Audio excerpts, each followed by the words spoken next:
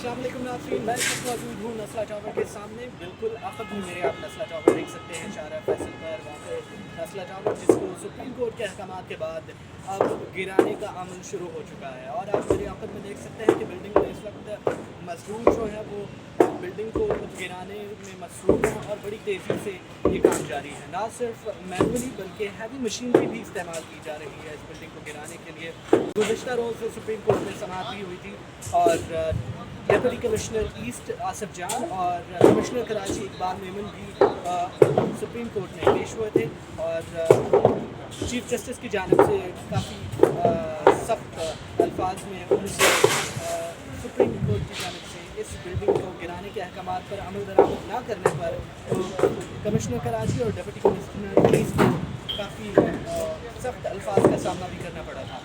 इस वक्त मैं मौजूद हूँ और मेरे आफत में आप देख सकते हैं कि बिल्डिंग को गिराने का अमल तेज़ी से जारी है। और गुज़िश्ता रोज़ तिजोरी हाइट्स पर डिप्टी कमिश्नर ईस्ट आसिफ जान और कमिश्नर कराची इकबाल मेमन ने भी वहाँ दौरा किया था और वहाँ जो बिल्डिंग को गिराने के जो काम है उसका मुआयना भी किया था। वहाँ पर मीडिया से गुफ्तगू करते हुए उनका कहना था कि बिल्डिंग को जो गिराने के लिए अब ज़्यादा मैन पावर यूज़ की जाएगी, ज़्यादा लेबर यूज़ की जाएगी।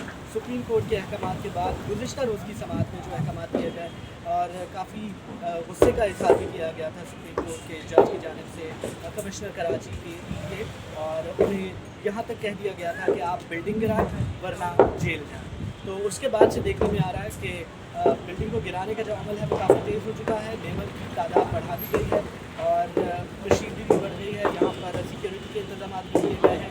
इससे कबल तो चंद रोज़ कबल इस बिल्डिंग को गिराने का अमल शुरू किया गया था, लेकिन सिक्योरिटी के खातिर का इंतजाम ना होने की वजह से उसको रोक दिया गया था। दरअसल ये बिल्डिंग जो है वो बिल्कुल शाहरा फैसल पर वाक़ है।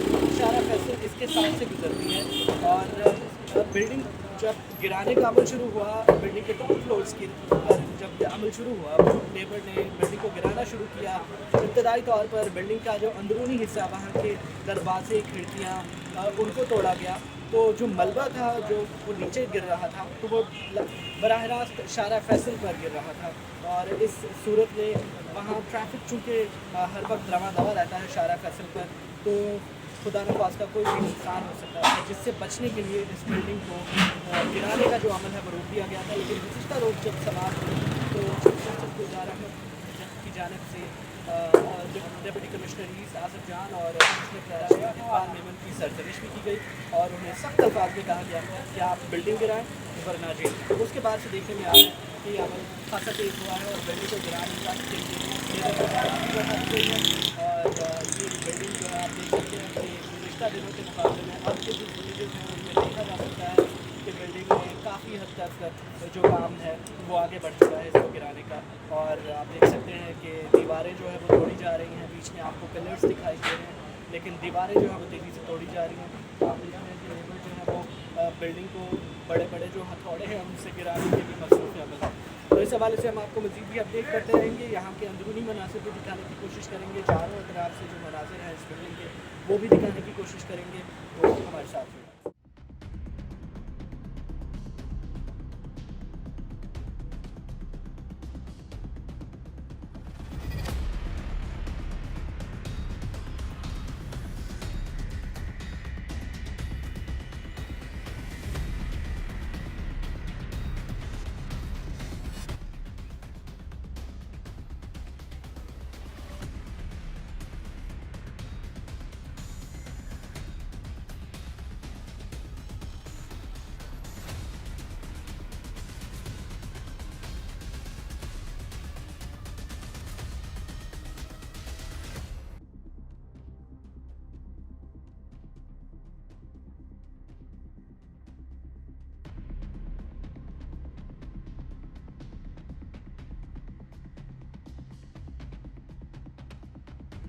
ये मिडिल क्लास आवाम है। इस शहर में जीना वैसे ही बहुत मुश्किल है, मुश्किलात से गुजरते हैं। आप देखें तो सही पेट्रोल नहीं मिल रहा, आप देखें तो सही महंगाई बढ़ रही है। अपनी तिनके करके आशियाना बनाने वालों को आप इस तरह से तोड़ रहे हैं, दुनिया की अदालतों में भी आपको शायद सामना करना पड़ेगा। लेकिन अल्लाह की अदालत में आपको आना पड़ेगा जस्टिस साहब। ये चीजें इस तरह से नहीं होती हैं। मैं आपसे सवाल करता हूं, 2019 में सुप्रीम कोर्ट ऑफ पाकिस्तान में केस आया, चीफ जस्टिस साकिब निसार साहब थे, और वहां पर जो सीडीए था उसने प्ली ली कि ये जो ग्रैंड हयात होटल है उसकी जगह पर जो तामीरात हो रही हैं ये नाजायज है। ये नेशनल पार्क की जगह के ऊपर तामीरात हो रही हैं। Chief justice of Pakistan Saqib Nisar ने कहा कि ये सीडीए वाले 13 साल से कहां सो रहे थे जब इमारत बन रही थी, और उन्होंने कहा कि अगर इन 2 टावर्स को गिराया जाएगा तो सुप्रीम कोर्ट समेत ये सारी बिल्डिंगें और आधा इस्लामाबाद गिराना पड़ेगा। आप जरा अल्फाज पे गौर करें। एक ही अदालत है, एक ही मुल्क है, एक ही आईन है, एक ही कानून है, और चीफ जस्टिस होता है, चाहे वो साकिब निसार हो या जस्टिस गुलजार हो। वो तो तारीख बताएगी कि किसका नाम किस सतह पे रखा जाएगा। सबको मालूम है कि इसमें किसका क्या कैरेक्टर होता है। लेकिन मैं पूछना चाहता हूं कि फिर उसके बाद आपने 18 अरब रुपए जुर्माने में उसको रेगुलराइज करने का फैसला किया, और उसके बाद क्या हुआ? 3 साल हो गए हैं, हयात रेजेंसी और ग्रैंड हयात होटल का फैसले की तफसील सामने नहीं आ सकी। 3 साल से उसकी तफसीली फैसला नहीं आया। नस्ला टावर पे आप रोज 2 मरतबा कहते हैं, कभी बम से उड़ा दो और कभी पूरे शहर की मशीनरी लाकर इसको तहस नहस कर दो। 2 कानून नहीं चलेंगे, 2 आईन नहीं चलेंगे, 2 पाकिस्तान नहीं चलेंगे, 2 अदालतें नहीं चलेंगी। इंसाफ करना पड़ेगा आपको, वरना हमारे पास क्या है, एक आम आदमी के पास क्या है, एक संजीदा पॉलिटिकल वर्कर के पास क्या है।